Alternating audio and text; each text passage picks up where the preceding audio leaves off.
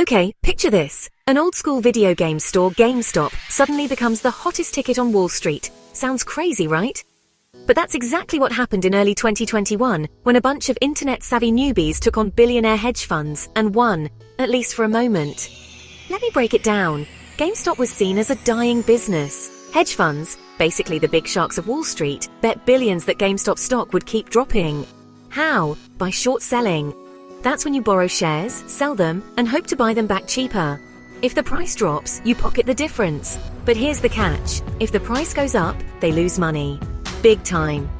Enter Reddit, specifically a group called WallStreetBets. These weren't typical investors. Most were young, most were new to finance, but all of them were tired of the elites always winning. They spotted that so many hedge funds were betting against GameStop. The stock was super shorted. If just enough people started buying the stock, the price would rise and those hedge funds would be trapped, forced to buy back at a loss, what's called a short squeeze. So what did they do? They rallied millions of small investors from all over the internet. People who'd never bought a stock before suddenly downloaded apps, pooled their cash, and started buying GameStop. The price exploded overnight. I'm talking about a stock that was around $20 shooting up past $400 in days. Hedge funds lost billions. Some, like Melvin Capital, needed emergency cash just to stay afloat.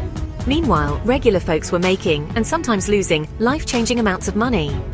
But this wasn't just about money. For many, this was about sending a message. Young people, armed with memes and hashtags, wanted to prove that Wall Street didn't always get to decide who wins and who loses.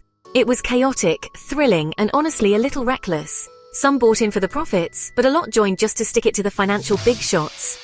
Eventually, trading apps like Robinhood restricted buying GameStop shares, which sparked even more outrage. Critics said the system was rigged to protect the wealthy.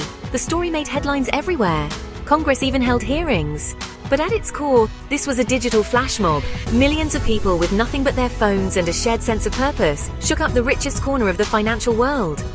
So why did it happen? Simple.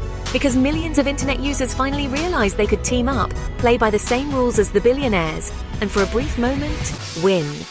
GameStop wasn't just a stock, it was a symbol. And on that wild day, the internet reminded Wall Street, never underestimate the power of the crowd.